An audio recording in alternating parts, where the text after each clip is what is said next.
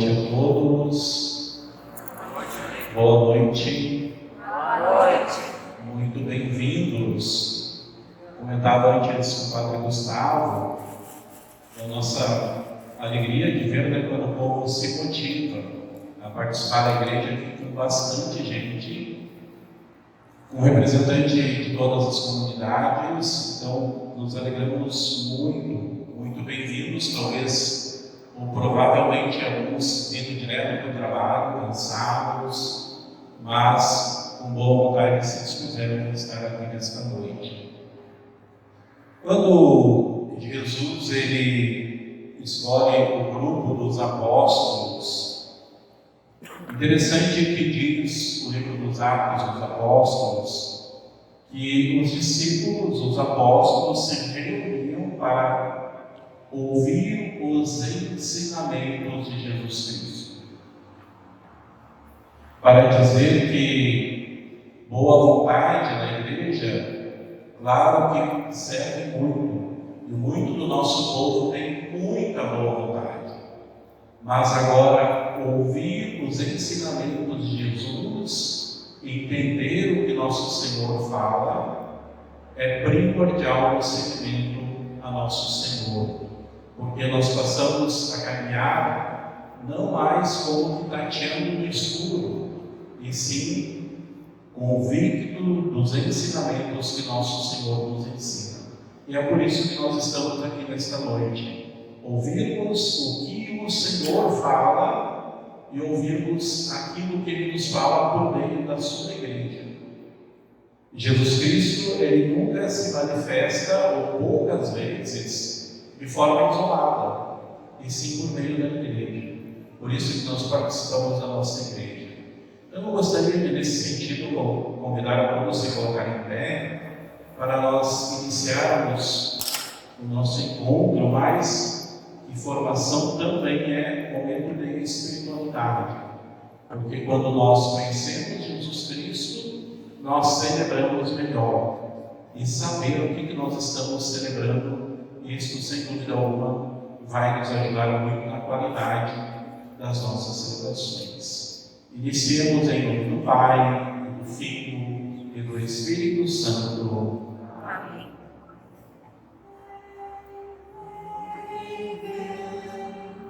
Vem Espírito Santo de amor, vem a nós, traz à igreja um novo vigor.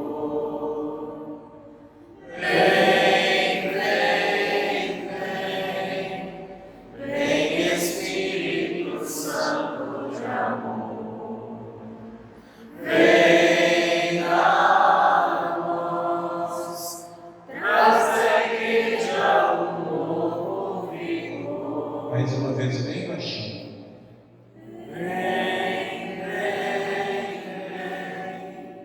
Vem Espírito Santo de amor, vem a nós, traz à igreja um novo vigor. Mais baixinho.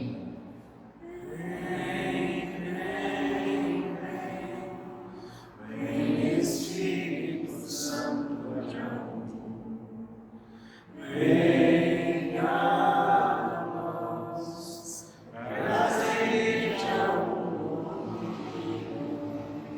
Vinde, Espírito Santo, Enchei os corações dos vossos fiéis e acendei neles o fogo do vosso amor. Enviai o vosso Espírito, e tudo será criado, e renovareis a face da terra. oremos.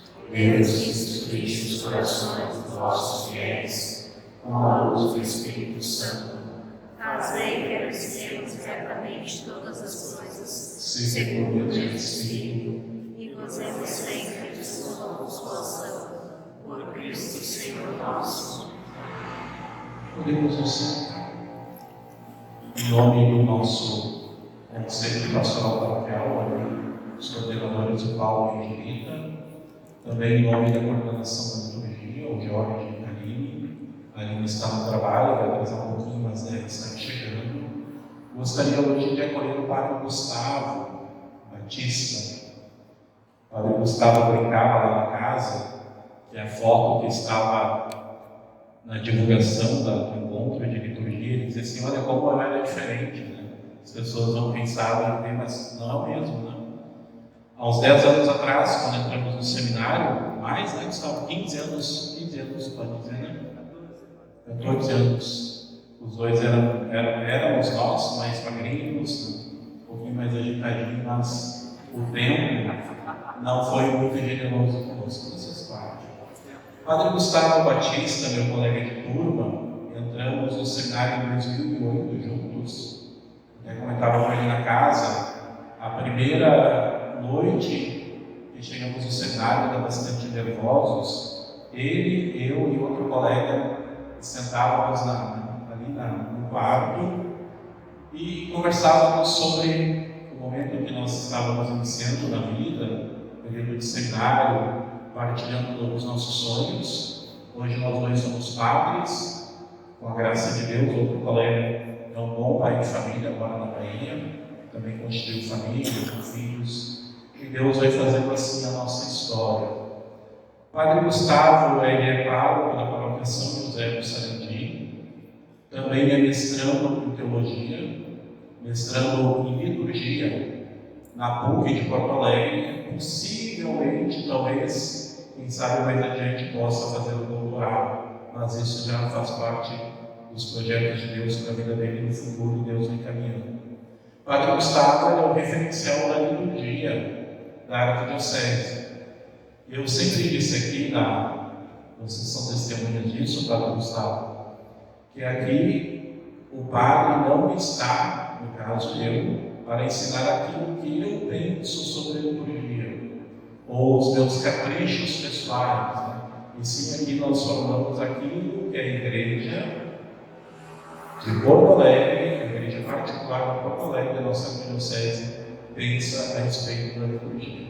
Então, nesse sentido, a melhor pessoa para nos caminhar, nos trazer mais conhecimentos e vivermos melhor o mistério que é o Senhor.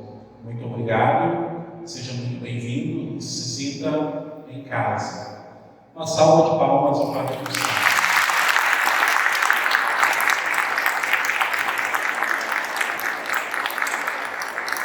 Ele deve estar um pouco apavorado, porque eu não costumo ser tão formal assim, mas ele me conhece bastante bem. Bem-vindo, Padre Gustavo.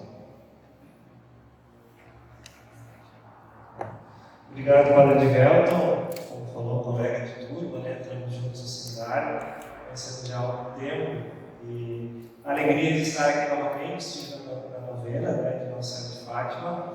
Comentava com o Padre Edivelton também do quanto foi bom celebrar aqui com vocês naquele dia, uma comunidade que tem feito também muito bonito, também de formação, de espiritualidade, junto com a liturgia. Sei que vocês já tiveram formações aqui com o Padre Marcelo Assudo, né, que é um professor também nosso, muito bom. Sei também que seminaristas andaram passando por aqui, o Marco, o Rodrigo, né, os seminaristas aqui de Viamão, também fizeram algumas falas sobre a liturgia, sobre a música.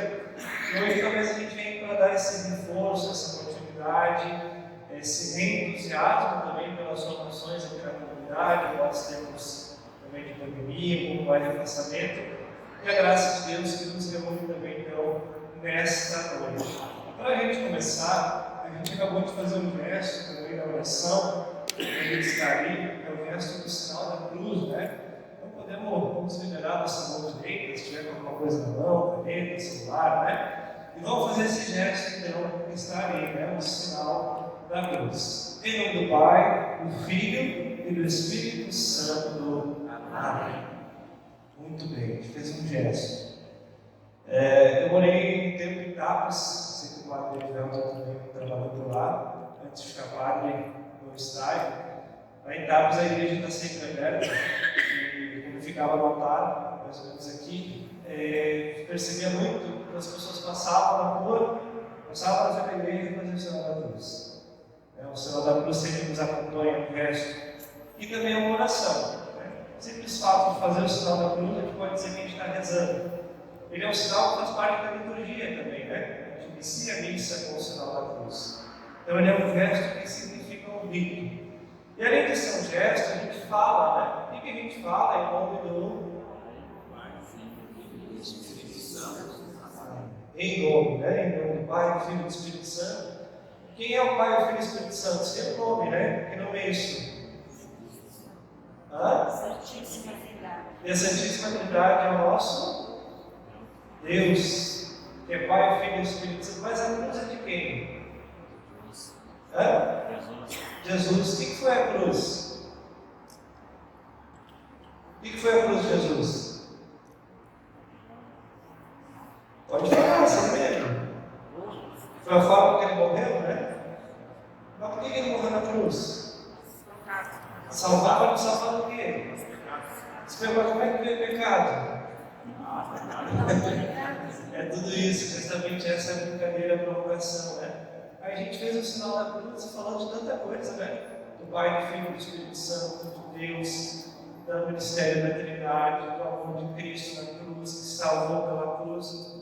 Veja só, um pequeno gesto que a gente fez, um pequeno ato que a gente fez, que também é oração, né? Entrar na igreja e fazer o sinal da cruz já é oração. Tem um conteúdo de fé tão grande, né? A gente poderia escrever livros só sobre isso que a gente falou e encher essa igreja e faltar de espaço aí. Sobre isso a gente reconhece tudo que já falaram de Deus, da cruz, da Trindade. Então, sobre isso, tem lá em cima uma pequena frase, que é em latim, faz mais sentido em latim às vezes, mas lex orante, lex credendo, lex vivendo, que está traduzindo embaixo nos quadrinhos. Aquilo que a gente ora, está lá em cima, ou seja, o que a gente reza, é o lex orante, é o que a gente acredita, ou seja, é a nossa fé, e é ao mesmo tempo aquilo que a gente vive. Isso tudo está sempre junto. Então aquilo que a gente reza é o que a gente acredita e é o que a gente vive. O que a gente vive tem que ser porque a gente acredita, porque a gente reza. E aquilo que a gente acredita porque a gente reza, porque a gente procura viver. Então se a gente pegar agora esse gesto que a gente fez, o sinal da cruz, a gente vai ver que o fato de fazer ele significa que tem antes disso uma fé. A gente faz o sinal da cruz porque a gente lembra pela nossa fé que foi ali que Jesus morreu. Ele mesmo disse, vai sair do Pai, do Filho e do Espírito Santo, a igreja juntou com a cruz. E aí a gente lembra que isso a gente também tem que viver na nossa vida, né? Jesus disse, se alguém quer me seguir, renuncie a si mesmo, tome a sua cruz e me siga. Então, para que a gente coloca esse primeiro slide, né? Porque toda a simbologia da missa, dos ritos, das nossas orações, da liturgia, possui também uma espiritualidade e possui também uma profundidade. No fundo é para dizer assim, ó, tudo que a gente faz na missa não está nem porque alguém inventou, é bonito fazer assim. Não, porque tem uma profunda reflexão que fala da nossa fé. Então quando a gente pega lá o missal, né, até se pode trazer o missal, pode trazer o missal. Quando a gente pega o missal, tem todas aquelas orações que estão ali, a forma, os ritos da missa, estão ali porque tem algo por trás. E a gente vai fazer uma teologia, tem algo da nossa fé. E é o tema de hoje também que o Senhor vai introduzindo, né? Quando a gente fala de música litúrgica, também faz parte dos ritos da missa. Então, para dizer, unido com aquele mesmo, com a slide anterior, que tudo que a gente vai falar aqui referente à música, não está tanto no nosso gosto pessoal, tudo que eu quero, que eu gosto, mas significa a fé da igreja. E tudo aquilo que a gente vai fazer como rito, tudo aquilo que a gente vai fazer como rito da missa, significa algo da nossa fé. Aqui, a sua voz. Então, está meio lento hoje. Aqui. Então, música litúrgica faz parte da tradição da igreja. E vai dizer assim que é um tesouro inestimável, né? É um grande tesouro. A palavra música litúrgica ela também pode ser comparada com a música ritual, porque fazer liturgia também é fazer um rito, é celebrar um rito. Então, quando a gente tem música litúrgica, a gente lembra um sinônimo, né? Música ritual. A música expressa a fé dada. Olha só, a música tem que expressar a fé que nós recebemos. De quem que a gente recebe a nossa fé? Do pai, da mãe, da catequista, da comunidade, que a gente recebe a fé. Que fé que a gente tem? Bom, eu tenho a fé em Jesus Cristo. Por isso que todo domingo na missa, né, eu professo e creio. Para sempre lembrar qual que é a minha fé. Minha fé é a fé da igreja. Creio em nome de Deus, Pai Todo-Poderoso, né? Essa é a nossa fé que a gente recebeu. Então, a música, olha só que interessante, já nos coloca no início. A música tem que expressar a nossa fé. Imagina se a gente começa a cantar coisas por aí que não significam a nossa fé. Imagina se a gente começa a expressar a nossa fé de uma maneira equivocada. Por isso, então, a música ela está a serviço da fé. E na liturgia, como está lá atrás, a gente canta o mistério pascal. A gente já vai ouvir mais ou menos, né, retomar, talvez você já entenda, já saiba o que é esse mistério pascal, mas vai aparecer novo. E aí, então, alguns elementos, né, está no vermelhinho, talvez um pouquinho menor. Quando a gente fala de música na missa, tem que ter alguns elementos. Quais são eles? Comunitário. Então, a música na missa tem que ser comunitária. Aqui já nos diz outra coisa, né? Não é de uma pessoa, não é de um pequeno grupo, mas é de toda a comunidade que tem que cantar. A palavra, eu vou ler um pouquinho, colocar um complemento, a palavra de Deus. Já a palavra de Deus, aquilo que nós recebemos nas Sagradas Escrituras, tem um papel fundamental. A música, ela tem que glorificar a Deus e santificar os homens. Você tem um momento, né, de dar glória a Deus e receber também a nossa santificação. E ela precisa estar intimamente ligada à ação litúrgica.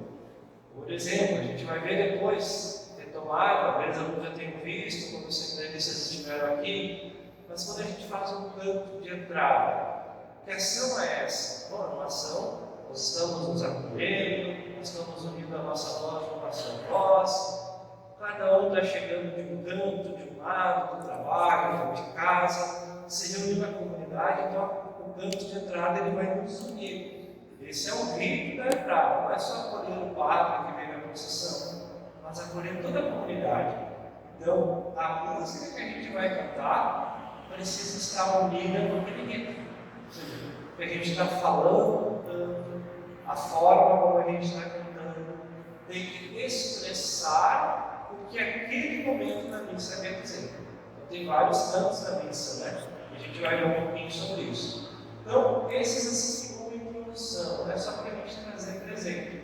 De modo especial, esse primeiro slide é para a gente lembrar disso. Não esquecer que na missa a gente precisa expressar aquilo que a gente está celebrando. E aí agora a gente vai olhar um pouquinho então, afinal de contas, o que é que a gente está celebrando na missa? A liturgia, ela tem na sua palavra, que é sempre a introdução, né? Sempre que a gente fala de liturgia, a gente fala um pouquinho sobre a palavra, a liturgia, ela tem um significado. Na primeira parte, né, se a gente for pegar no português, quando a gente pega o lit, no início da liturgia, né, o L-I-T, a tradução seria algo como público, como serviço, como fazer algo público. E ao final da palavra liturgia, que seria urgia, a tradução seria como uma ação, um serviço. Então, liturgia significa fazer um serviço público, fazer um serviço para alguém, prestar uma ação, a palavra ação também cabe, para alguém. Qual foi a maior ação que a gente recebeu na nossa vida? O que foi de melhor que já fizeram de serviço para você? Cada um pode pensar, né? Pedir na pai, na mãe, na família, nos filhos. Mas se a gente olhar de uma maneira mais transcendente, mais maior, a maior ação que a gente teve na nossa vida foi a ação de Deus. E qual foi a maior ação que Deus fez para toda a história da humanidade? Morrer na cruz e ressuscitar. A gente falou antes, é o quê? É a salvação. Deus prestou um serviço à humanidade quando Ele morreu e ressuscitou para nos salvar. Então, nesse sentido, a gente consegue entender a missa como um serviço. A liturgia é um serviço que Deus faz para nós. Então, um serviço da nossa salvação. Então, o mistério pascal de Cristo, ele se expressa em alguns momentos da vida de Jesus. E tem um documento da igreja, que é o Sacrosanto Concílio, é um documento que fala sobre a liturgia.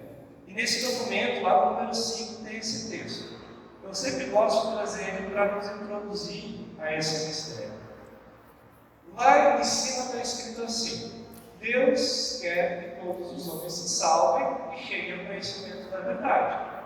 Se Deus quer que a gente se salve, é porque a gente estava perdido, porque a gente pode ficar perdido. E o que nos faz ficar perdido, então, é o nosso pecado.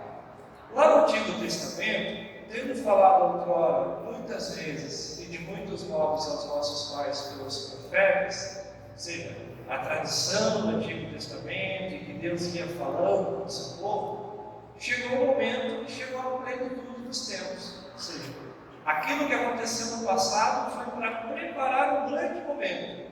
Que grande momento foi esse? Quando enviou o seu Filho. Aí vai dizer algumas coisas sobre Jesus. Então, o Cristo que viveu entre nós.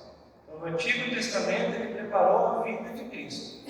E na vinda de Cristo, então aconteceu o momento ápice da nossa história. Se realizou plenamente a nossa reconciliação e se nos deu a plenitude do culto. Ou seja, nós nos reconciliamos com Deus. Quando é que o homem se separou, e o homem e a mulher, a humanidade se separou de Deus? A gente vê lá no Gênesis, quando entrou o pecado. Quando que a gente conseguiu novamente nos unirmos a Deus? Em Jesus Cristo. Em Jesus, por isso tem aquela musiquinha que diz assim: eis que faço novas todas as coisas. Já ouvimos, né? Isso que é bem animado. Quem é que faz novas todas as coisas? Jesus, quando ressuscita. O que ele fez de novo? Ele fez a gente voltar àquele estado original lá de Adão e Eva, pela graça do batismo. Por isso que a gente é batizado. Toda vez que a gente é batizado, a gente se regenera. Volta a ser aquele homem e aquela mulher como Deus sonhou. Só que existe pecado. A gente vai lá e erra. E quando a gente erra, o que a gente pode fazer? Se confessar. Aí quando a gente recebe o sacramento da confissão, voltamos ao estado de graça. Aí a gente vai mudar a nossa vida para não pecar mais. Mas então, em Cristo, por isso que ele é a plenitude. Porque ele fez todas as coisas voltarem ao plano original de Deus. Por isso ele é a cabeça, né, de toda a humanidade, de toda a história. Então, quando Jesus fez isso, aconteceu duas coisas. Uma delas foi a nossa redenção. Por isso que tem a imagem do Cristo Redentor, né? No Rio de Janeiro, agora tem aqui também, né, no interior. É aquele que redime, aquele que limpa do pecado. Então, a nossa redenção. E também a glorificação perfeita de Deus. E agora chega o ponto da missa, né? Talvez são os pontos principais. Mas aonde que aconteceu isso? De que modo aconteceu a nossa redenção e glorificação de Deus? De que modo nós somos regenerados? Como foi que Deus fez para nos salvar e para fazer com que a gente voltasse àquele estado original da criação? Realizou em Cristo Senhor, principalmente pelo mistério pascal de sua bem-aventurada paixão, ressurreição dos mortos e gloriosa ascensão, em que morrendo destruiu a morte e ressurgindo restaurou-nos a vida. E aqui está então aquela palavra que eu falava antes, mistério pascal. Quando a gente reza a missa, acontece o mistério pascal. Palavra bonita, né? Mistério pascal. Mas o que é o mistério pascal? É a paixão, como está ali, ressurreição e ascensão. Ou seja, a morte, a ressurreição e a ascensão de Jesus. Quando Jesus morreu, deu a vida, quando ressuscitou e quando subiu aos céus, aconteceu a nossa salvação. E quando que acontece isso? Continua a acontecer. Isso continua acontecendo na nossa vida. E tem um momento que isso acontece. Que momento é esse? Na missa. Toda vez que a gente reza a missa, seja durante a semana, domingo, é é isso que está acontecendo. Está sendo atualizado, está trazendo para o presente um fato lá no passado. Então, quando a gente reza a missa, a gente celebra a morte, a ressurreição e a ascensão de Cristo. Esse é o mistério da nossa vida, esse é o mistério pascal, o mistério da salvação. E para concluir essa parte, para a gente voltar lá para a parte da música, porque é importante a gente ter isso presente, só pode acontecer isso, a salvação só pode acontecer hoje, que aconteceu aqui, né, às 4 horas da tarde, não teve missa hoje, porque tinha uma comunidade reunida. O padre que preside e a comunidade que está junto. Quando tem uma comunidade que se reúne para celebrar, a salvação acontece hoje, né? Se estende na história, porque nós estamos reunidos celebrando. E aí a paixão, a ressurreição e a ascensão de Jesus. Acontece a salvação da nossa vida. Então, esse é o grande mistério da nossa fé, como o Padre diz, né, na celebração. Eis o mistério da fé. A gente responde, né, todas as vezes, como é o cristão. Esse é o mistério da nossa fé. É isso que acontece na missa. Às vezes a gente tem tanta coisa para fazer na missa, às vezes a gente não presta atenção, não se dá conta, né? É isso que as orações, os cantos vão sempre tentando relembrar durante a celebração. Que Jesus morreu e ressuscitou. E que quando a gente está na missa, é como se a gente estivesse lá diante do Calvário e do sepulcro, para testemunhar e para beber as graças dessa salvação na nossa vida. Então assim surgiu a igreja também, e o mistério que Jesus nos disse depois, né, quando estava na quinta-feira santa, ele disse: fazer isso em minha memória. Então, toda vez que a gente celebra a missa, estamos fazendo essa memória. E dentro desta memória, desta forma da gente atualizar, trazer para a nossa vida, a igreja então organizou os ritos da missa. Lembra que todo rito tem a finalidade de expressar aquilo que a gente acredita. Então, através dos gestos, dos símbolos, da nossa forma como a gente se porta na missa, às vezes a gente está sentado, às vezes a gente está de pé, às vezes a gente está de joelho. O que isso quer acontecer? Isso quer expressar aquela paixão e ressurreição de Jesus. Só que para isso acontecer, a gente também se reúne em comunidade. E tem uma expressão que a gente pode dizer assim, que a gente se reúne e forma um corpo. Nesse corpo, a gente tem a cabeça que está presidindo a celebração, que é o padre, o bispo que está presidindo. No corpo ali é a cabeça, aquele que coordena. E dentro desse corpo, a gente tem diversos membros. São Paulo dizia, né? Temos diversos membros. Cada membro tem a sua função.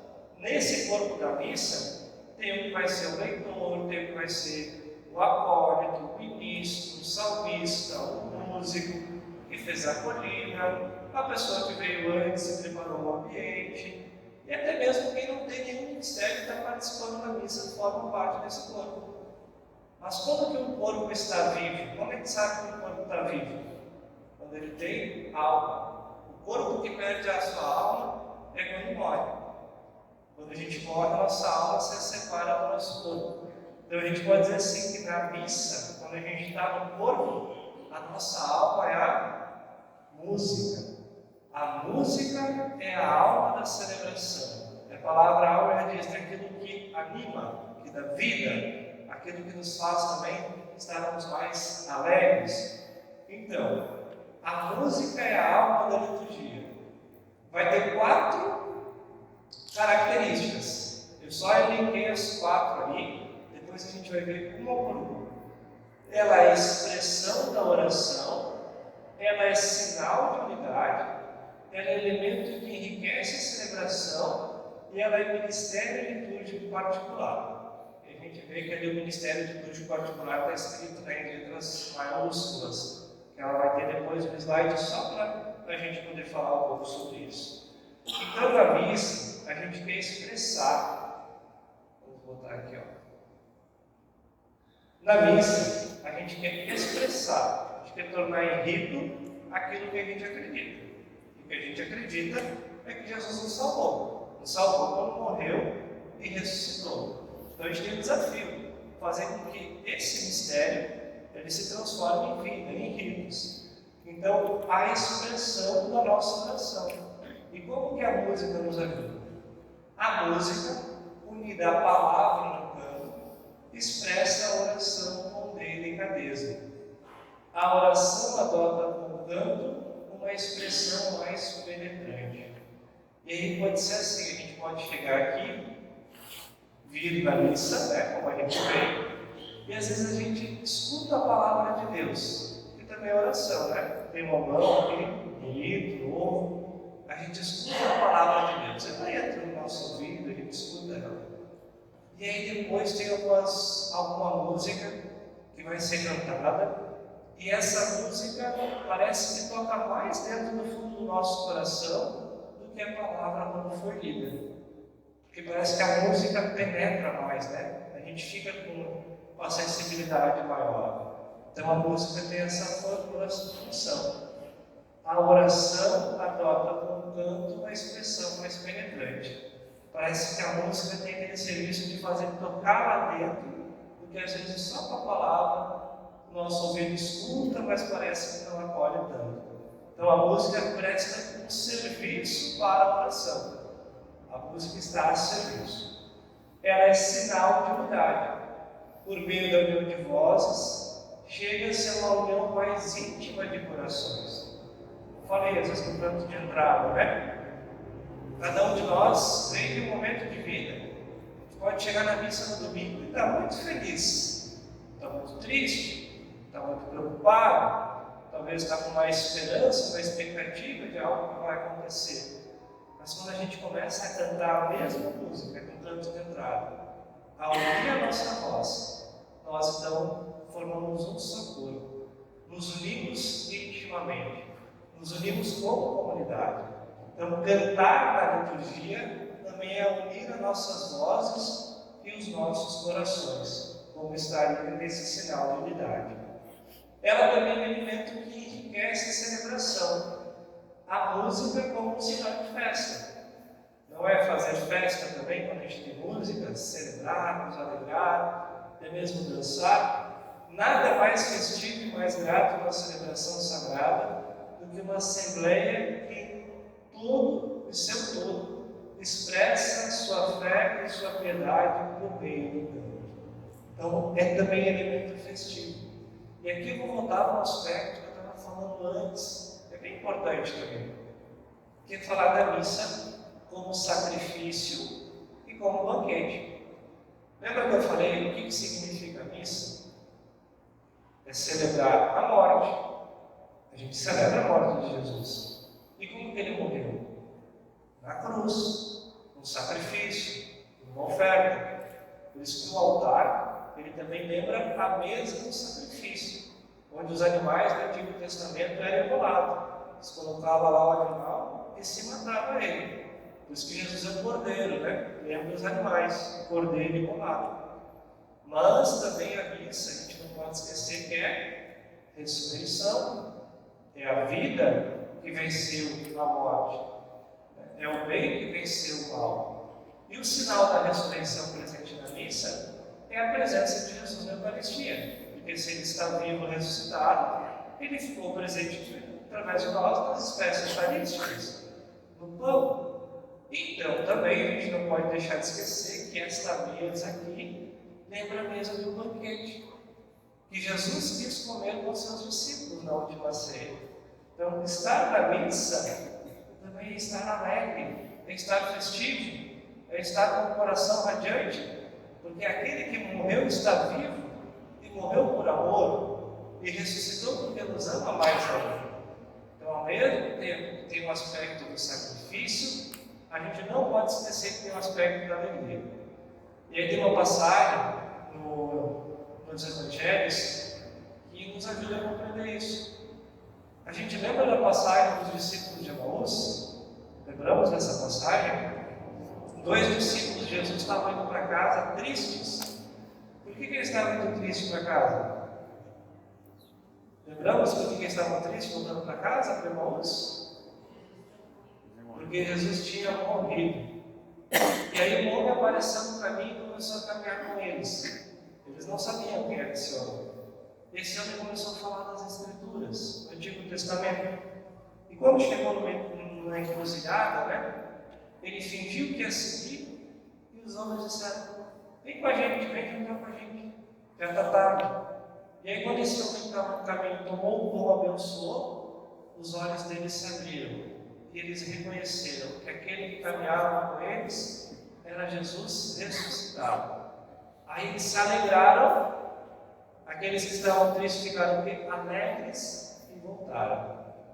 Então, se a gente vem para a missa e fica só com o aspecto de sacrifício, a gente é como esses discípulos antes de ver Jesus ressuscitado. A gente fica triste. Porque São Paulo também diz: se Jesus não ressuscitou, a nossa fé é vã. Então, se a gente fica só com o sacrifício, a gente fica triste, porque pela cruz não faz sentido. Faz sentido quando ele vive, quando ele ressuscita. Então, na missa tem que ter também esse aspecto festivo, o aspecto da alegria, a alegria de saber que Jesus ressuscitou por amor a nós. E então também a missa tem na liturgia, no canto litúrgico, deixa eu voltar aqui, tem também um ministério, ou seja, quem é ministro? Né? A gente tem os nossos ministros no nosso país, né? Cuidam lá do Ministério da Saúde, da Educação, tantos outros, estão a serviço de algo particular. O ministro da Educação tem que cuidar da educação, o ministro da Saúde vai cuidar da saúde, tem um serviço específico para fazer em vista do povo. Também na igreja a gente tem os ministérios, alguém que vai assumir o serviço em nome da comunidade, não vai fazer tudo, e nem todos fazem o ministério, mas alguém se coloca a serviço da comunidade. E na música nós temos um serviço particular. A música tem uma função ministerial, ou seja, alguém que vai se colocar a serviço pela comunidade. Quem pode se colocar a serviço pela comunidade é aquele que já participa também do ministério de Cristo pelo batismo. Quando a gente é batizado, a gente se une tão intimamente a Jesus, a gente recebe nele, a gente pode dizer assim, 3 poderes: poder sacerdotal, poder régio e poder profético. O padre vai receber isso numa plenitude muito maior pela ordenação, mas todos os batizados participam desse mesmo ministério de Cristo. E porque nós somos batizados, nós podemos também servi-lo na igreja. Nós estamos capacitados, né, pelo nosso batizado para isso, pelo nosso batismo. Então, todo aquele que quer se colocar pelo seu batismo a serviço da igreja, tem 2 condições. Está ali, é importante a gente saber. Uma delas, quem se torna ministro de um culto, subordina a sua própria identidade a uma função. Ou seja, se eu quero estar a serviço, eu vou viver o serviço conforme aquele serviço me orienta. E não como talvez eu gostaria que fosse. Por exemplo, eu quero ser músico da comunidade, eu quero ajudar, eu preciso compreender que nem sempre vai dar para fazer do meu gosto, ou do jeito que eu quero. Isso serve para outras coisas na igreja também. Porque eu estou me subordinando, eu estou me colocando a serviço. Então eu preciso compreender quais são as orientações. Quem faz esse serviço deve fazer de que maneira, de que modo, como. Também o nosso estudo, é o que nós estamos fazendo hoje aqui, para a gente compreender que nem sempre vai dar certo somente do nosso gosto, mas existem orientações, normas, e o meu gosto pessoal às vezes vai ter que ficar um pouco de lado para seguir aquilo que é a orientação. E assim também, a sua função e ação se transforma em verdadeira atividade sagrada, celebrante, santificada. Quando eu me coloco a serviço na comunidade, eu estou me unindo a Cristo de tal modo que eu estou ajudando a fazer com que a sua salvação continue operante hoje na história. Quando a gente se reúne para celebrar, eu falava, o mistério, a salvação, ela acontece porque nós estamos reunidos. Deus vai fazer a salvação chegar ao mundo inteiro, mas Ele conta com a nossa colaboração. E para que isso aconteça, cada um tem que também poder exercer o seu ministério, o seu serviço, com o dom que Deus lhe deu.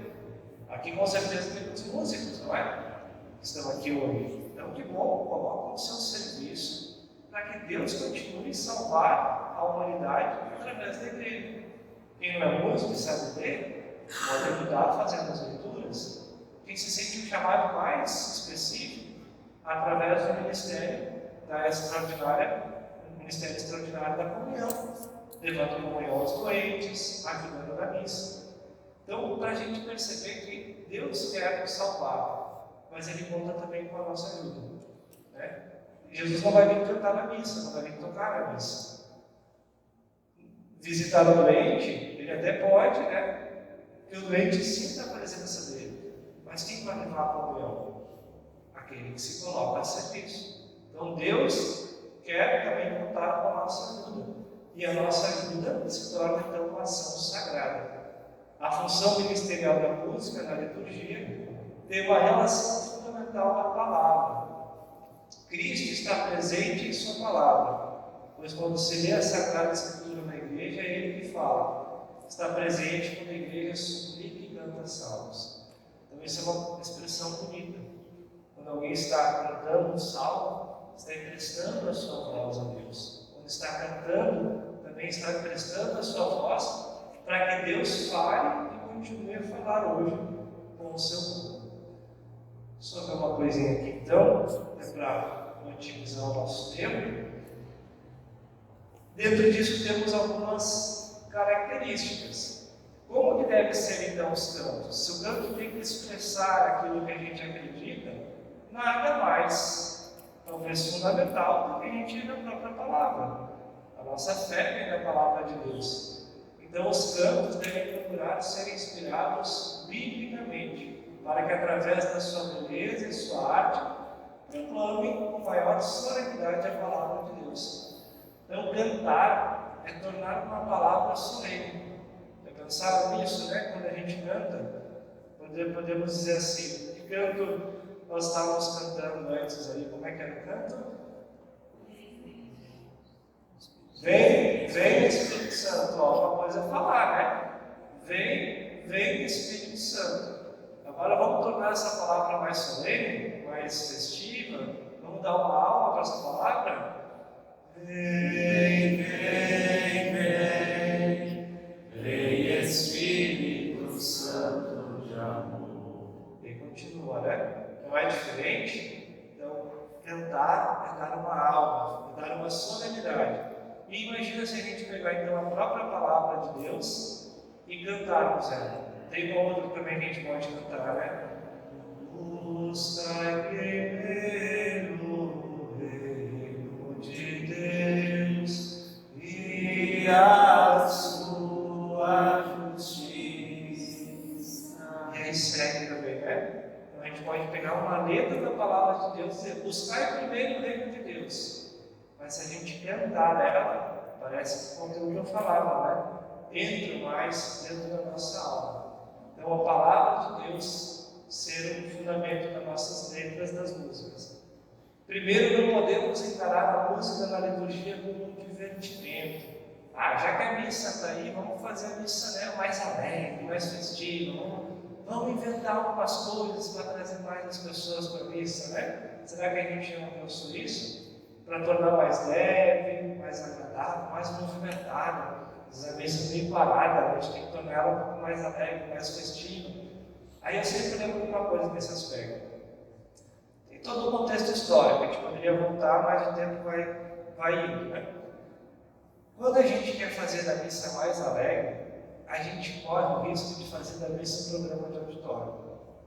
E o que é um programa de auditório, né? Tem aí o Faustão, né? Terminava o Faustão, né? Antes era todo domingo, agora é todo dia, né? Eu fico imaginando, coitado de quem pensa o programa do Faustão. Porque antes ele só precisava pensar no domingo. Pensa só, é domingo. Uma vez por semana a gente tem que sentar e fazer uma reunião. O que a gente vai fazer no próximo domingo? Coitado do produtor dele, agora ele tem que pensar todo dia. E se for tudo de igual, a gente vai assistir? Não vai, né? Vai estar sempre tendo que criar alguma coisa nova. Haja criatividade. Eu acho que teve uma época que esses programas, né, eram muito famosos lá, no final da década de 90, que eu acho que a gente imaginou assim, para a missa ser legal, a gente tem que fazer que nem os programas de auditório. A gente tem que inventar coisa. E daí o povo vai vir na missa. Só que a gente não tem criatividade para inventar coisa todo final de semana, né? É muita coisa, a gente vai cansar. Aí a gente vai chegar e dizer assim, vamos voltar para o essencial. O essencial, então, está algo que está ali missal, é aquilo que a gente precisa fazer. E não precisa a gente inventar. O rito, por si só, ele já comunica. É quando a gente reza bem a missa, seguindo o que está ali, cantando bem, fazendo bem os gestos, a gente não precisa inventar a roda.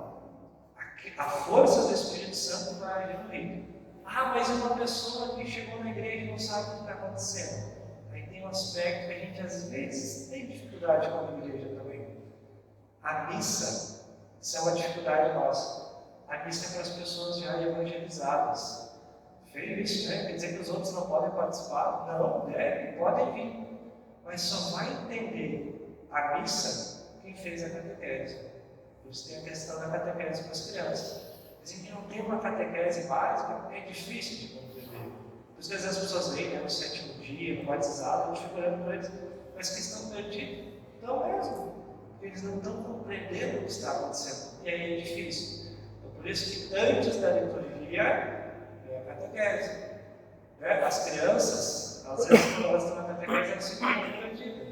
Mas no momento que elas vão aprendendo, elas vão se concentrando mais. Então também é uma dificuldade da nossa de evangelização. Quer dizer, a gente vê que as pessoas da igreja fazem o quê? Traz para a missa. Então se você trouxer um amigo, um vizinho que não está acostumado, traz para a missa, mas vem explicando a missa para ele. E daí ele vai conseguir compreender um pouquinho melhor, vai conseguir rezar. Senão talvez ele vai ficar perdido e vai, não entendi, é muito chato. Ou explica depois, né? Vai ajudando ele a compreender o que está acontecendo. É preciso tocar no espírito, levando a sério a força sacramental da música e da liturgia, e fazer do canto um ato de fé, um gesto de amor. Essa expressão do Frei Joaquim Fonseca, tocar no espírito, né? Fazer um ato de fé. Para de ver tanto a gente conversava com as coisas assim, dizer, a gente não está aqui de brincadeira, a gente não está fazendo um teatro, não está fazendo uma encenação. É um ato de fé, então a gente tem que estar compenetrado, entendendo o que a gente está fazendo. Por isso a música deve ser composta, executada, para que a sua expressão leve a Assembleia a fazer uma experiência com o mistério que está celebrando. Olha só como bonito isso. Fazer uma experiência com aquilo que a gente está celebrando. Vamos voltar. O que a gente está celebrando? Resumidamente, 2 palavras: morte e ressurreição. O que a gente está celebrando? Morte e ressurreição. Saindo com essa palavra, as 2 palavras, hoje eu fico feliz. A gente celebra a morte e a ressurreição. Então, na missa, a gente tem que fazer uma experiência com a morte e com a ressurreição.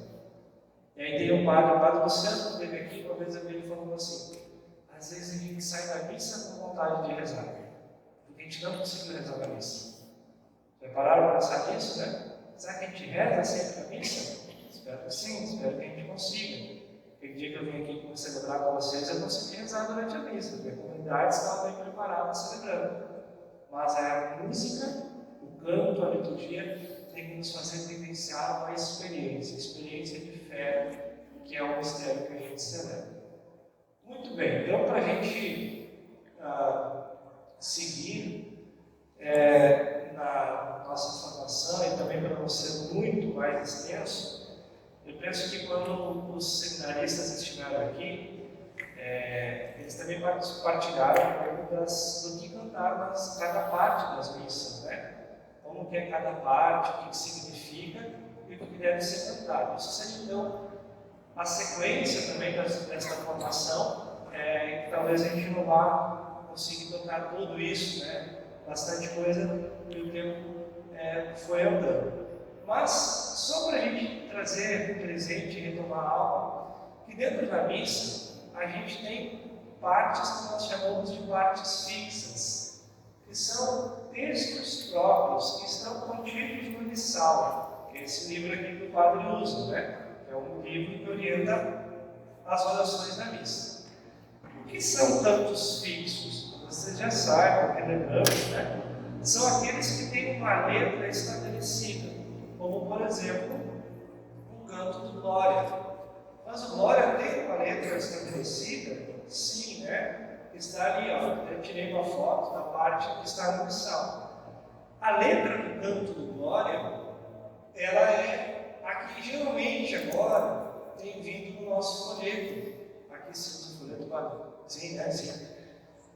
Que vem no folheto, que é já mais conhecido. Mas, então, para a gente entender vários aspectos da missa, a gente pode ficar com esse exemplo. O Glória é um hino antiquíssimo e venerável, pela qual a Igreja, congregada no Espírito Santo, glorifica a Deus, Pai, que é o Cordeiro. E olha só que diz ali, esse texto não pode ser substituído por outro. Não pode ser colocado outra coisa, né, orientação, que não fosse essa letra. Mas sempre pode surgir uma pergunta, né? Vou botar tudo aqui para facilitar a nossa vida. Mas e os outros glórias? Vocês lembram dos outros glórias? Glória ao Pai, ao Criador, ao Filho, ao Redentor. Quais outros que tinham, né? Glória a Deus nas alturas, glória, glória, aleluia, glória a Deus Pai na terra, né? Esses eram chamados de glórias trinitários. Porque a gente precisa só introduzir uma pequena questão, que a liturgia mudou, né? Vocês lembram que o padre rezava de costas em latim? Aí quem dizer que lembra vai entregar um pouco a idade, né? Então, que era até a década de 60, a missa chamada do rito tridentino, que tivemos agora algumas experiências, retomou algumas autorizações, mas que era a missa que a igreja rezava por mil anos, até a década de 60. E naquele período, então, o padre rezava em latim, o povo não respondia, o canto também era muito raro. Então, o que o povo fazia? O povo rezava o terço durante a missa, né? Sempre gosto de lembrar isso. Vocês têm aqui a sinetinha, né? Que os coroinhas usam. Por que toca a sineta nessa hora da missa? Porque o povo estava rezando o terço, né? O padre estava rezando em latim, e o povo não sabia, ele já rezava abaixo, e o povo ficava rezando o terço, fazendo novena. Então, quando tocava a sineta, opa, vamos parar de rezar, porque agora é o momento da consagração. E depois a gente continuava com a sineta, mas ela tinha essa função. Então, naquele período, era um outro estilo de liturgia. Na década de 60, houve a renovação. E nessa renovação, a palavra-chave foi participação. Porque lembra, eu falei agora, como o povo não participava, ficava rezando o texto, a igreja, os bispos, os representantes pensavam, a gente precisa fazer o povo participar. Porque hoje o povo só está indo assistir e olhar lá. O mundo tem que participar deste mistério. Acontece que participar, às vezes, se passou que participar todo mundo tinha que fazer tudo. Né? Foi sendo assim. Mas também houve uma mudança. E com essa mudança, quando começou, nem todo mundo sabia muito bem como ia ser, o que tinha que fazer. Quando a gente passa muito tempo fazendo uma coisa muito parecida e muda, às vezes dá um bloqueio, né? É que nem quando muda padre na paróquia, né? Ah, padre, como é que vai ser? Né? A gente vem perguntando. Outro padre fazendo assim, como é que a gente vai fazer agora? Não é às vezes assim? Então também na igreja houve um período que a gente teve que se adaptar. A gente não viveu tanto isso, né? Mas aqueles que estavam na década de 60, 70, eles tiveram que se adaptar a uma mudança. Imagina, não tinha internet, não tinha WhatsApp, né? Então até as coisas virem, começarem a ser implantadas, levou um tempo. E nesse tempo, quem estava vivendo aquele período teve que usar a criatividade, começar a criar coisas. Começar a implantar coisas que talvez nem eram as coisas que tinham sido pensadas lá atrás, mas a informação ainda não tinha chegado. Então, essa década foi um período de muita criatividade. Dentro disso, então, entra o canto do Glória. Começou, então, a se cantar essas glórias trinitárias. Se dizer que Glória tinha que ser trinitária. E como ao passar do tempo, com aquilo que a gente está fazendo aqui hoje, com aquilo que vocês já vinham fazendo na comunidade, as formações, a gente começa a estudar, a gente começa a ir lá nos textos, a gente começa a tentar compreender como que deve ser celebrado, como que a gente tem que fazer. Às vezes a gente vai no padre e pergunta, padre, a gente pode ou não pode?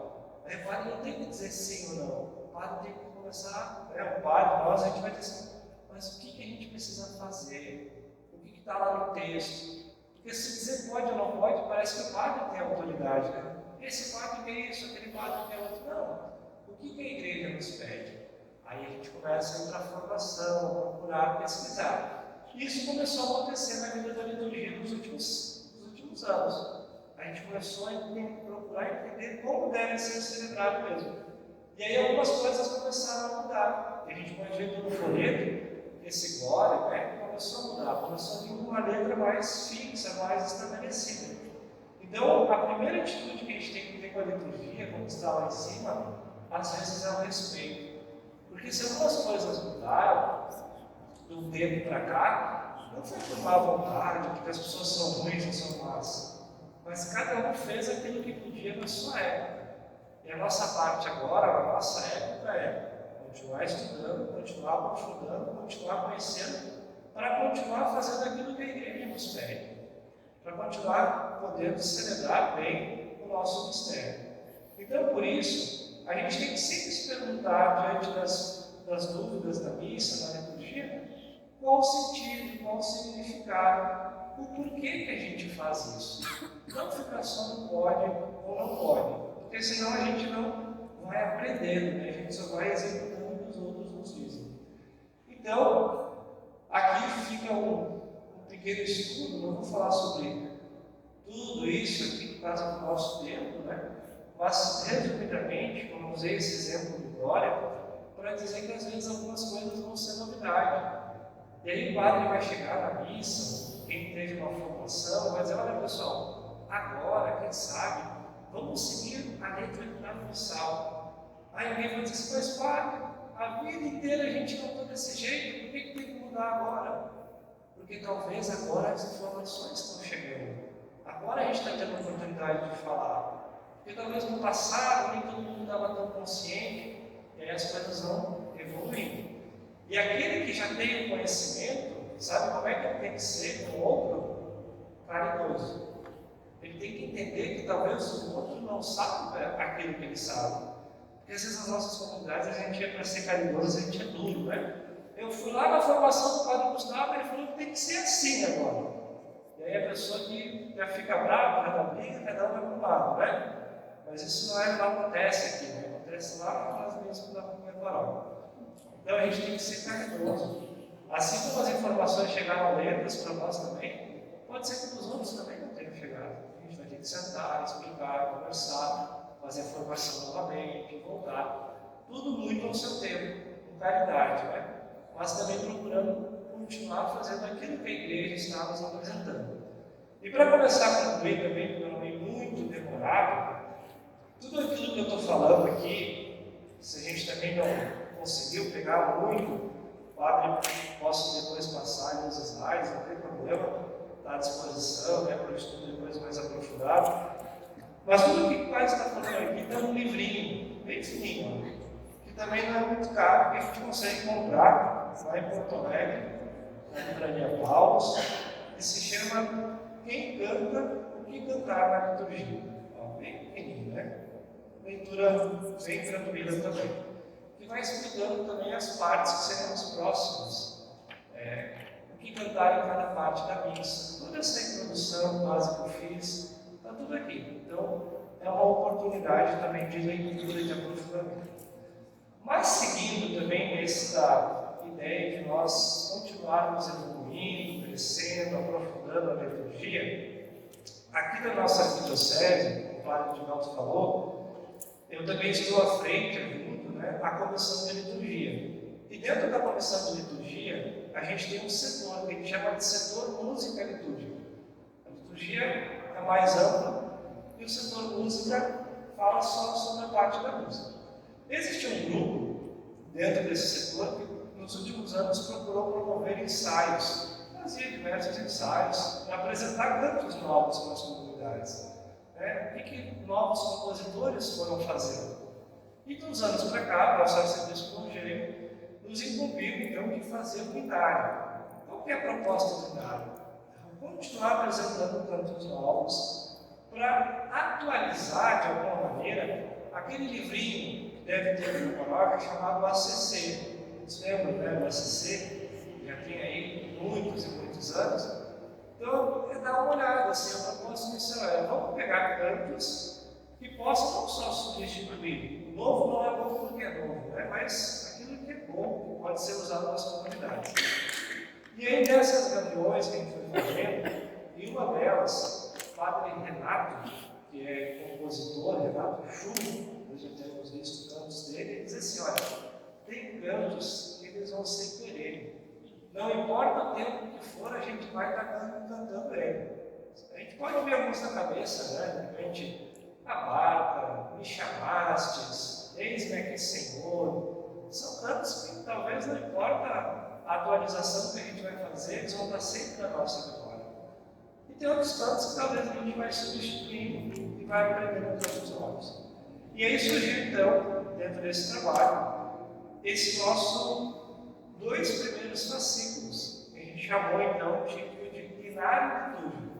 Esse primeiro, que foi lançado, já vai fazer agora 2 anos, que é o Advento e o Natal, e agora, e no último ano, teve então o Tempo Comum 2, porque como o Tempo Comum é um tempo muito estendido, a gente teve que dividir para dividir um pouquinho o trabalho. E aí está faltando a Quaresma e a Páscoa, e a primeira parte do Tempo Comum.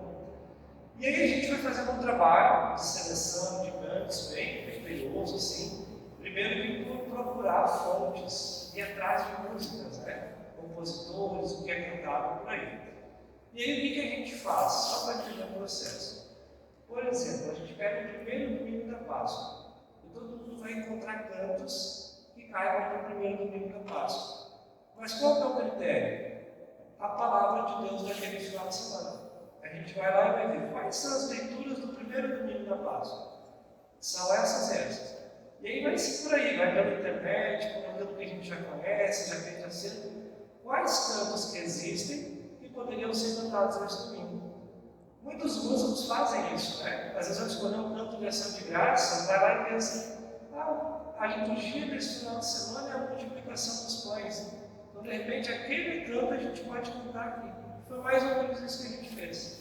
Só que, além disso, tinha 4 critérios. Que ele fosse um canto litúrgico, que a letra fosse teológica, que fosse acessível, ou seja, que fosse pastoral, e que tivesse uma questão estética, né, dentro dos critérios da música, que fosse ok. Porque, às vezes, tem cantos que são quase impossíveis de ser cantados, né, por forma como foram feitos. E dentro desses 4 critérios, a gente foi selecionando e foi colocando dentro da liturgia. Então, o primeiro critério foi a palavra de Deus. Qual que é a palavra do final de semana?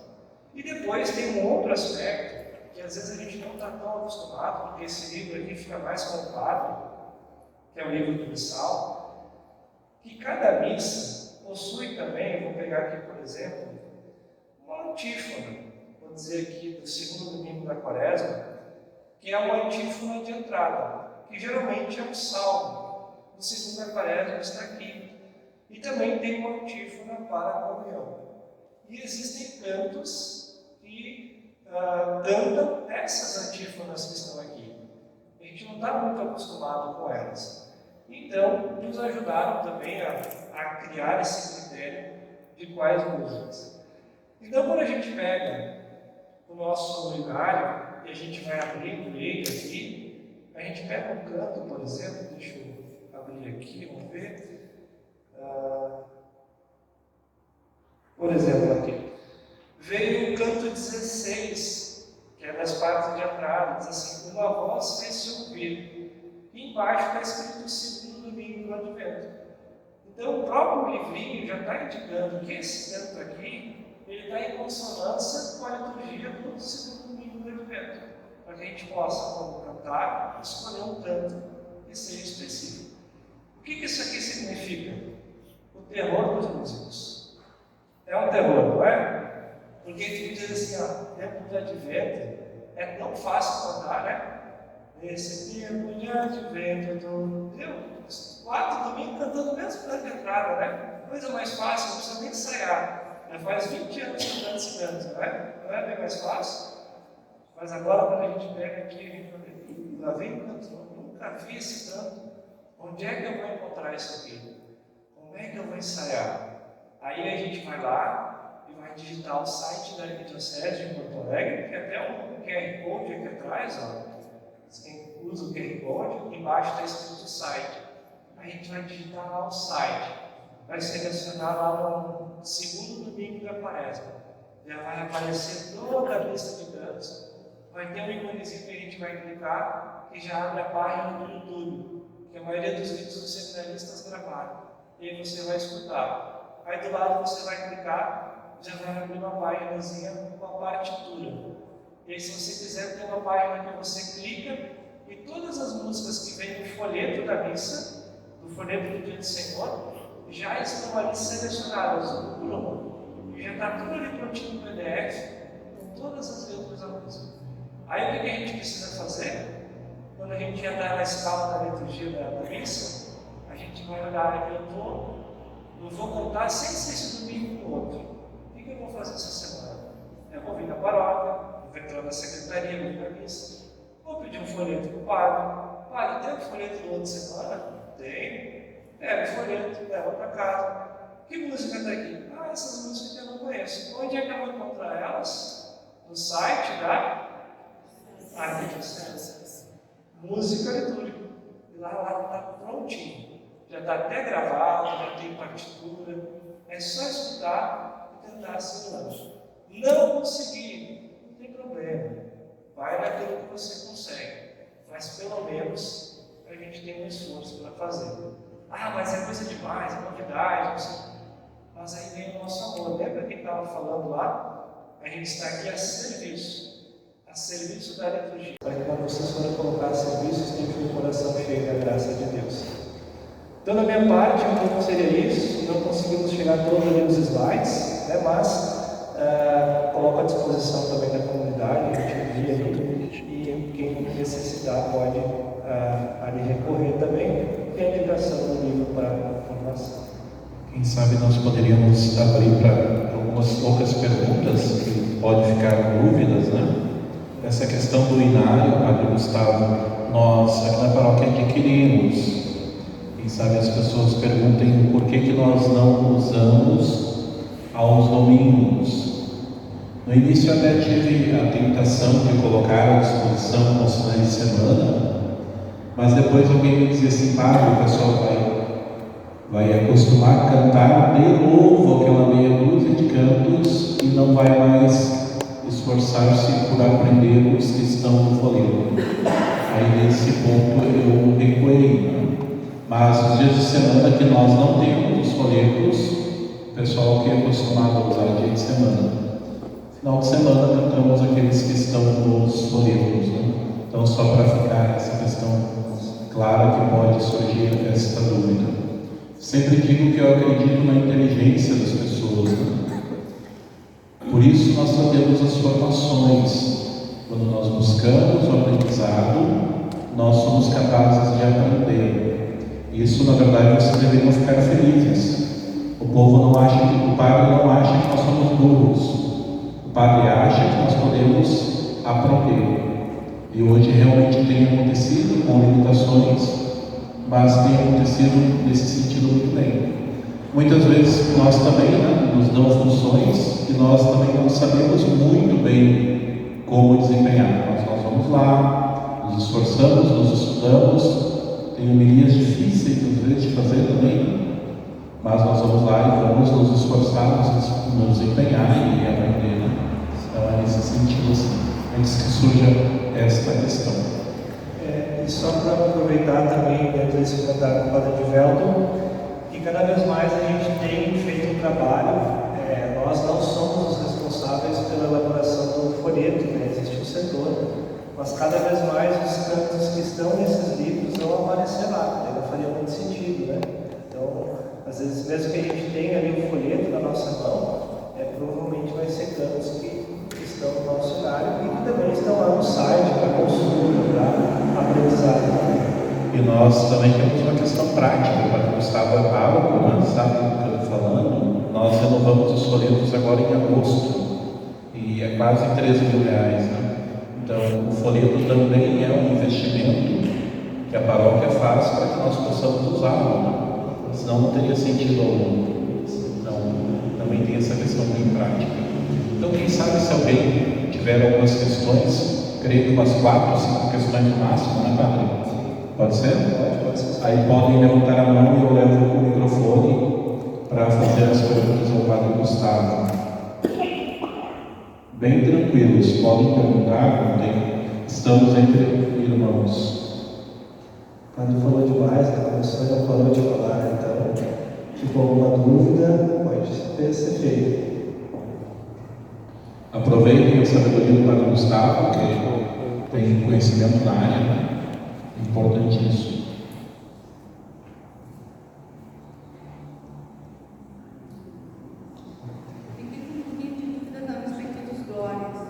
Do Glória, né? Então, como eu coloquei ali, tem aquele canto, tem a letra fixa, né? Que é a letra que nos orienta a ser cantada, que é o que tem vindo no folheto. O que eu tentei explicar naquele momento, talvez eu falei rápido demais, é que no passado, devido a uma adaptação, a uma mudança, se introduziu glórias que tivesse a letra trinitária, como eram os conhecidos, né? Para o Pai eterno, Filho eterno, Espírito, Glória, por exemplo.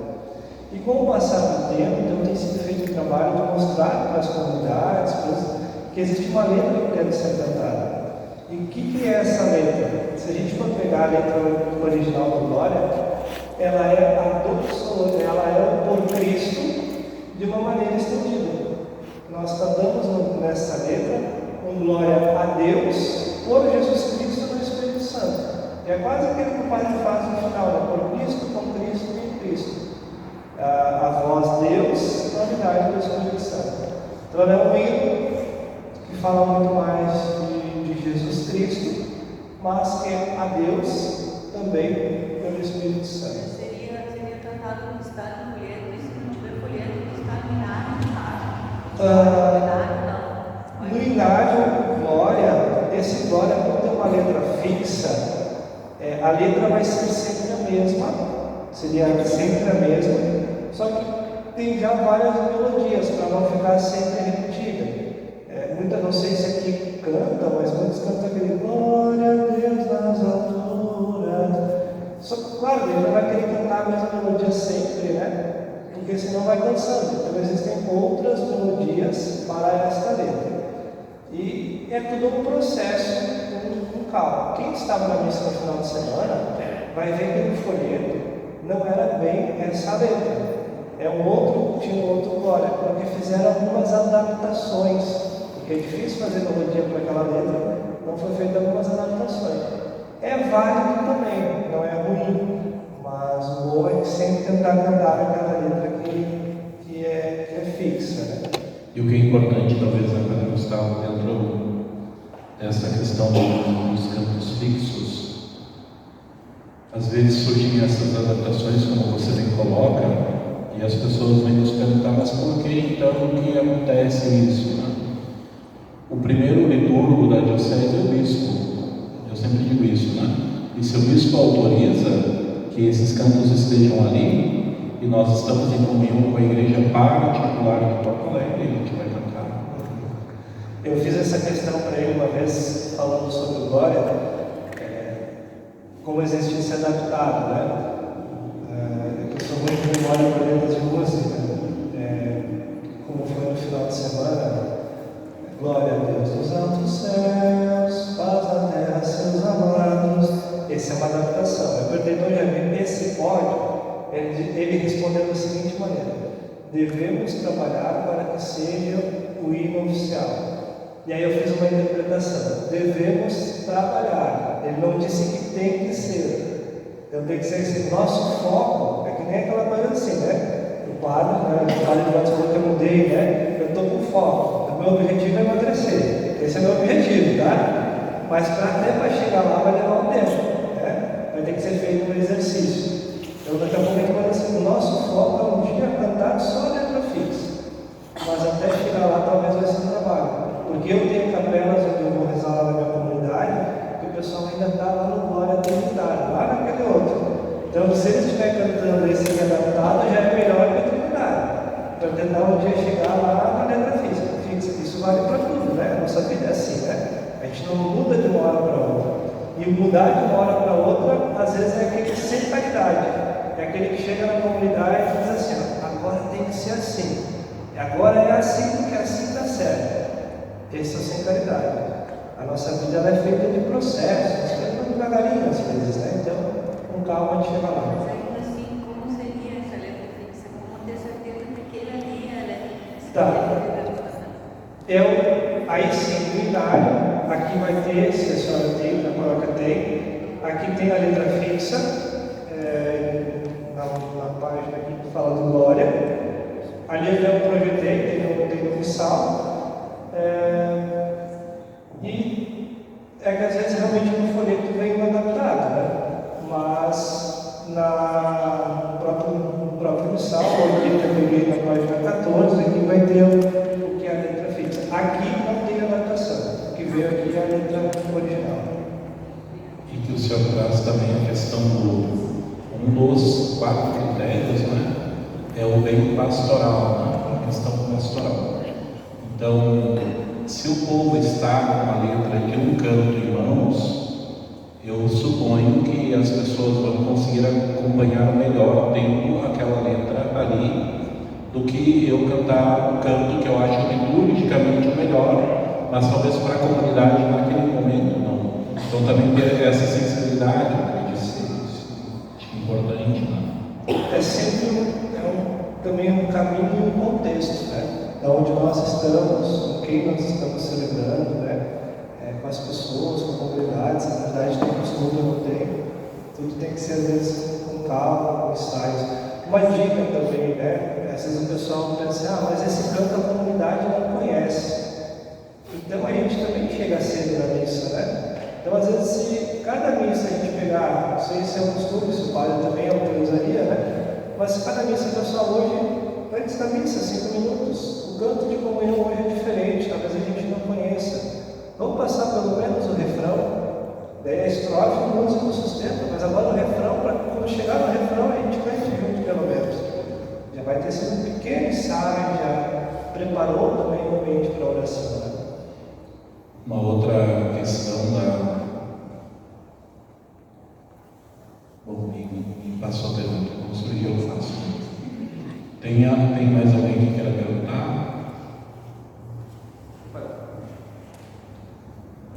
Depois do Glória ao Salmo. Qual a importância de se esforçar para cantar o salmo? O salmo.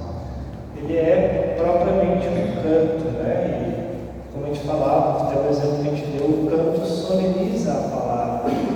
E a salmo do dia, ela tem na sua inspiração um canto de louvor a Deus. Então ela já foi composta, né, na sua origem, na sua essência, como um hino, como algo a ser cantado. E parece que quando a gente está na missa e não é cantado, parece que perde o canto, né? Se a gente está acostumado a cantar e às vezes alguém não consegue, porque não tem um cantor, parece que ficou diferente, ficou faltando.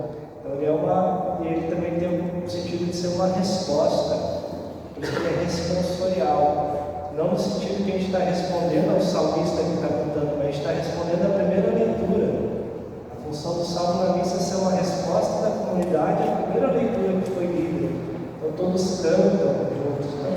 Acho que tem esse critério muito mais no sentido de trazer essa solenidade, né? E porque é próprio dele, ele é um cântico, por isso ser cantado também. Sim. Oi, boa noite. Eu tenho uma dúvida sincera sobre a questão dos ritmos, né? Como o senhor disse que a liturgia da expressa é tanto a morte quanto a ressurreição. Então, como eu toco violão, que o violão por si só é um instrumento muito ritmado, eu fico pensando, porque eu vou marcar no YouTube, como o senhor disse, que existe pessoas que escutava em sertanejo, em forró, em axé, em carnaval, por aí vai. Qual seria o ritmo adequado, que expresse melhor essa morte e ressurreição? Para cada parte da missa, E se teria também, cada parte da missa ela tem um sentido, né? Canto de entrada tem que ter um ritmo tanto quanto alegre, né? De vozes, entrada. Mas quando a gente vai cantar o ato penitencial, já muda, né? Ele já é um ato, não é? Nós estamos exaltando a misericórdia de Deus, mas com o sentido de perdão, então a gente tem que ter um tom mais calmo. Então aí vai um estudo de que cada parte está sendo celebrada e vamos cantar. Para esse trabalho aqui, a gente tem compositores muito fortes no Nordeste. No Nordeste do Brasil, a igreja é muito viva e tem muitas composições.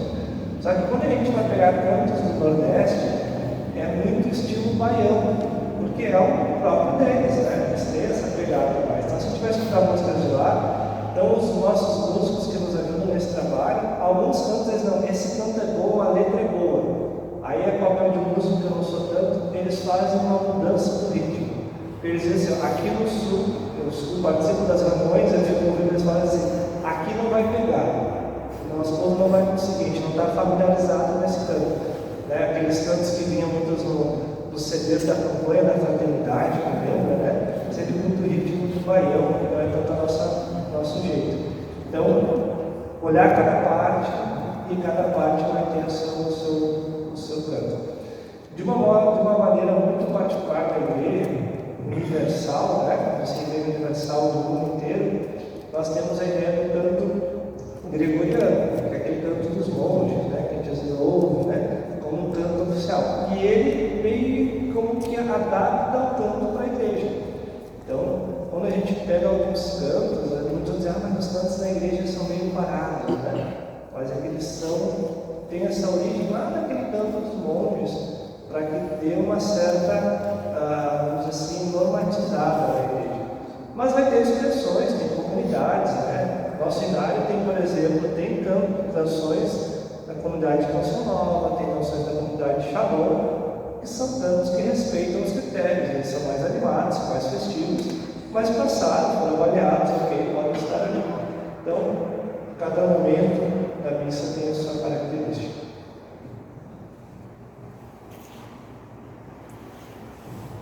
Mais uma questão, quem sabe a última, mais alguma dúvida de alguém?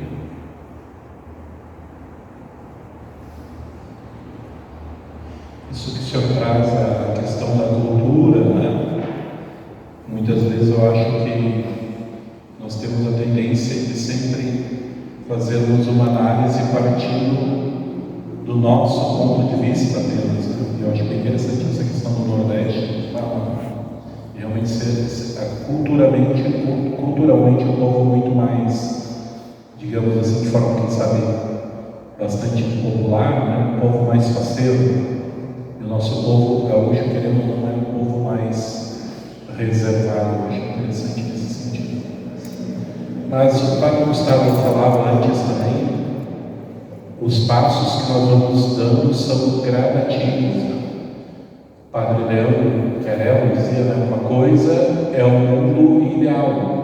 O ideal é algo que está além, mas agora o real, né? Então, nós também pensarmos no ideal, não estagnarmos, não ficarmos parados, mas também nos alegrarmos com os passos que estão sendo dados. Isso é bastante importante, né? Às vezes eu digo assim, eu prefiro me alegrar com as pequenas vitórias, com os pequenos frutos, do que ficar projetando grandes coisas que talvez não aconteçam, muito que frustra. E olhando a nossa realidade, enquanto paróquia na liturgia, de alguma forma nós padres circulamos mais nas paróquias, novenas, convites, né? Eu posso dizer que nós liturgicamente estamos muito bem, né? A missa aqui, como o próprio Padre Gustavo, né, fez essa observação e realmente me fez, aqui eu consegui rezar, isso me chamou a atenção. Está dizendo um contraditor uma nossa, né? Depois daquela novena lá na tua paróquia, eu passei a repensar muitas coisas a respeito do que é essencial na paróquia. Foi algo nesse sentido. Então, realmente, temos limitações, nós estamos sim, parabéns, porque estamos caminhando. E caminhamos aqui, como já foi dito também, não de acordo com aquilo que o Padre Gustavo ou eu pensamos, né? Mas aquilo que a Igreja pensa. Então, isso é bastante importante também. O Padre Edivelton não quer assim. Não é eu, é a Igreja. Né? A Igreja diz que tem orientações e nós seguimos elas para estar em comunhão com a Igreja.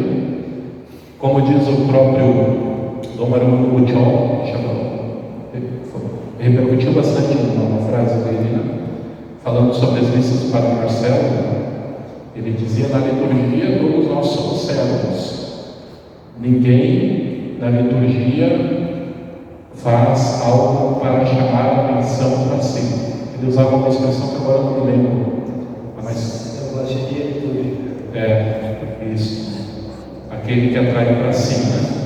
Ele dizia: nós atraímos para Jesus.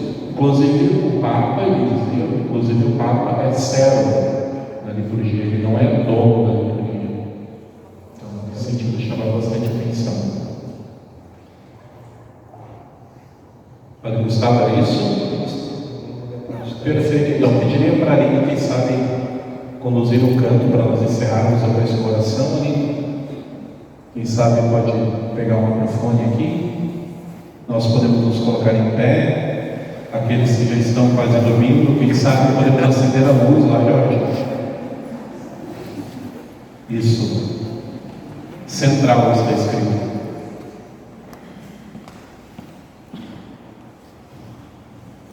Para finalizar, podemos cantar juntos esse refrãozinho que acho que todos nós conhecemos, agradecendo a Deus por esse momento. Agradecemos também ao Padre Gustavo por poder estar aqui conosco, nos ensinando. Esse momento maravilhoso, de muito aprendizado para todos nós. Então, cantemos juntos. Senhor, olhaste meus olhos e sorrindo disseste meu nome lá na areia, deixei o meu barco e contigo vou buscar outro mar. Mais uma vez, Senhor.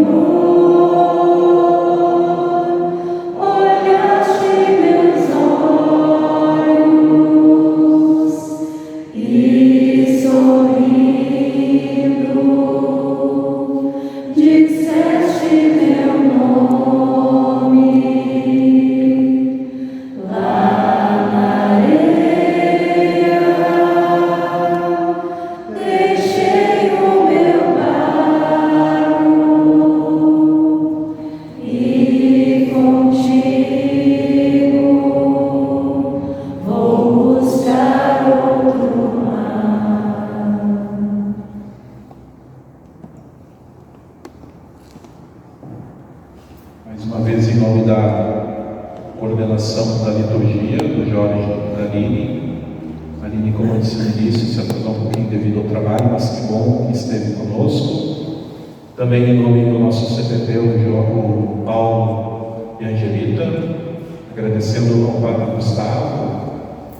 É muito bom ver os padres jovens e ver colegas da gente sendo usados naquilo que tem de melhor, usado no bom sentido da palavra, aproveitados, vamos mudar a palavra, naquilo que tem dom, e ver um colega da gente que tem capacidade de produzir frutos para a igreja na formação é muito bom. Fico muito contente com o Padre Gustavo de estar aqui e realmente passou muito bem o conteúdo, de forma muito tranquila, que a liturgia, você bem sabe que é um campo bastante espinhoso, sobretudo entre os padres, mas o Padre Gustavo com muita tranquilidade, com muita paciência e com muito conhecimento conseguiu nos ajudar.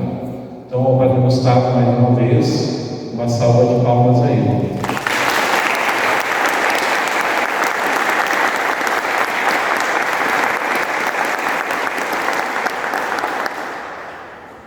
Também pediria uma salva de palmas a todos vocês que estão aqui. Como é bonito ver a comunidade reunida, muitas pessoas das diversas comunidades. Isso realmente é muito marcante e muito importante para a comunidade. Demonstra um zelo, um capricho em querer fazer melhor. Isso é o mais importante.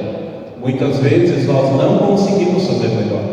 O padre muitas vezes é empregado e gostaria, vai para casa e pensa assim: como eu gostaria de ter falado melhor, hoje eu não consegui, porque somos humanos, é assim. Agora, quando nós queremos fazer o melhor e nos preparamos para fazer o melhor, certamente Deus olha com amor a cada um de nós. Parabéns a todos vocês, uma salva de palmas a vocês.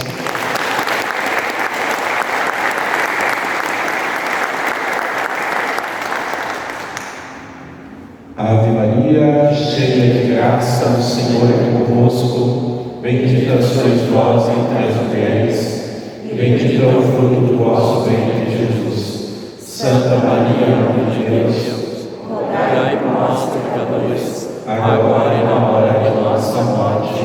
Amém. Nossa Senhora de Fátima, rogai por nós. Rogai por nós, Santa Mãe de Deus, para que sejamos dignos das promessas de Cristo. Ó Maria concebida sem pecado, rogai por nós que recorremos a vós. O Senhor esteja convosco. Ele está no meio. Abençoe-vos o Deus Todo-Poderoso, pela intercessão da Virgem Maria e de também hoje também pela intercessão de São Vicente de Paulo. Em nome do Pai, do Filho e do Espírito Santo.